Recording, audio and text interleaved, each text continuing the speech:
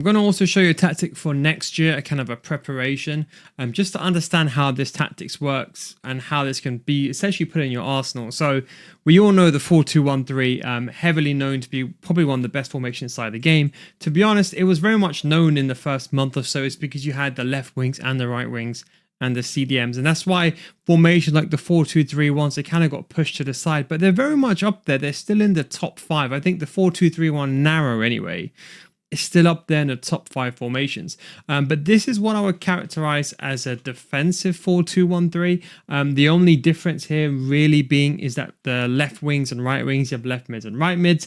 And what that means is you can't have the inside forward roaming option. That's when they basically effectively stay forward. So let's say you have the ball in possession, your left wing and right wing is going to stay forward. So even if you don't use this year, let's say, for example, they nerf the 4-2-1-3, which could be done it before with a 3-5-2 in different formations in the past.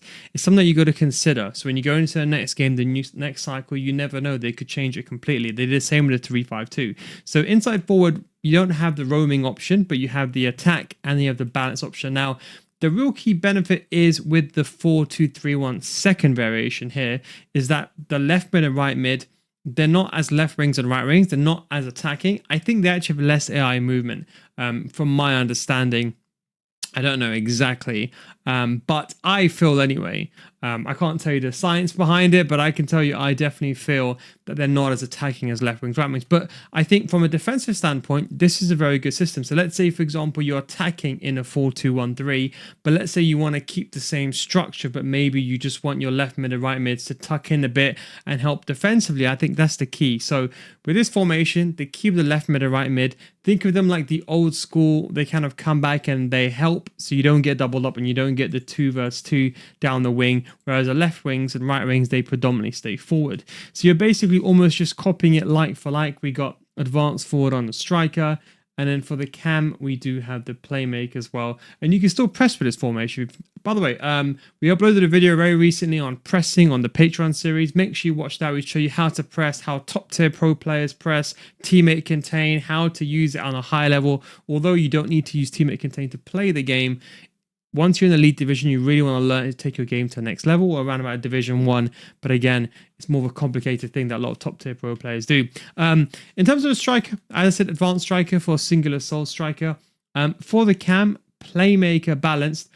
You can use a shadow striker, but again, at that point, you might as well just use the 4-2-1-3. Is a question I got asked last time, actually. Why not? Yes, you can, but I think if you're going to be making it more attacking, the idea behind this is that you want to be a bit more defensive.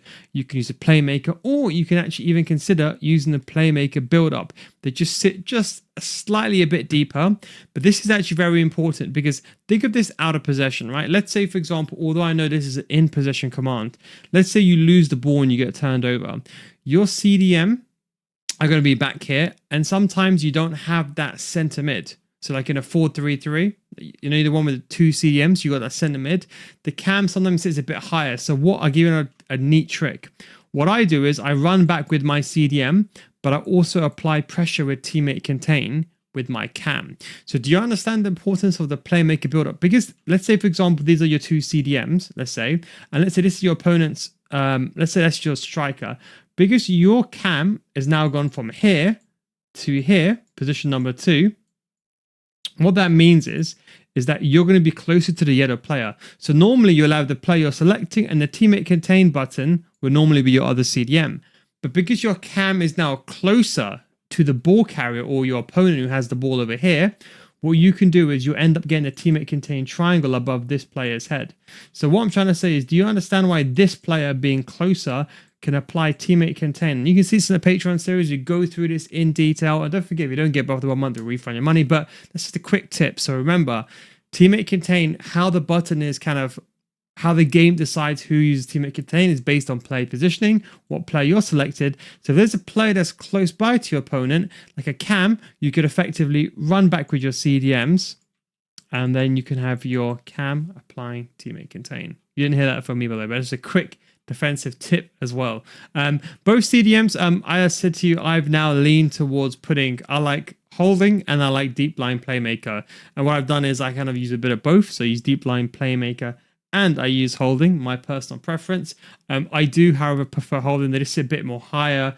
I think they're positioned a bit more aggressively for more defending. So something like this is the best of both worlds. But I'll be honest, I'm mainly using two holding, to be honest, especially at this stage with the players that you have.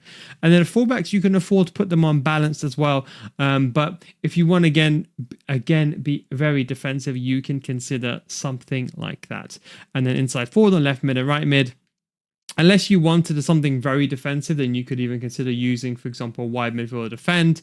But that is mainly if you wanted to be, let's say, I don't know, you're really in the latter stages of the game. And let's say you've already used this formation. Maybe you want this formation to be slightly more defensive. Let's say, I don't know, someone has committed their fullbacks going forward. And now you've got two players that's very, very attacking.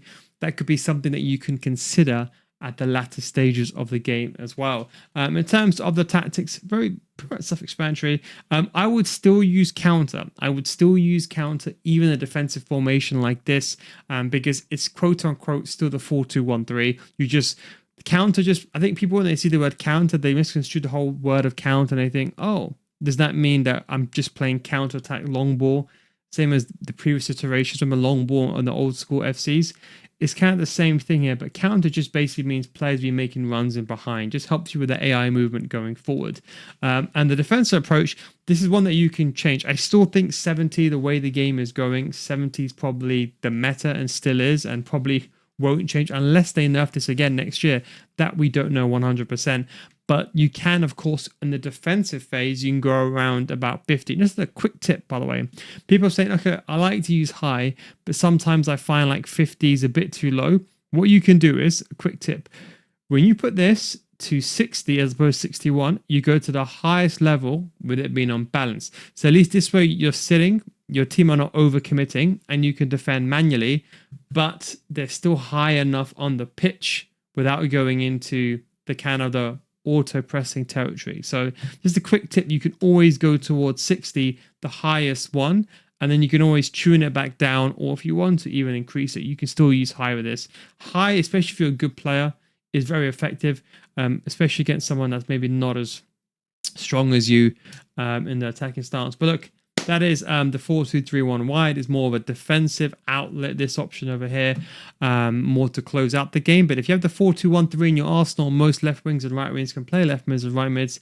This can fit in quite well. And you have the wide midfield defend option, which you do not have on the 4-2-1-3. And don't forget, if you want to get better FC, come to my Patreon series. You know, I think at this stage of the year, you can prepare for FC 26. We go over things like player locks, precision shooting, all the things that can prepare you for next year, advanced defending. So this is the perfect time to be ready for next year. Thanks for watching. Take it easy. Catch you next time. Peace out.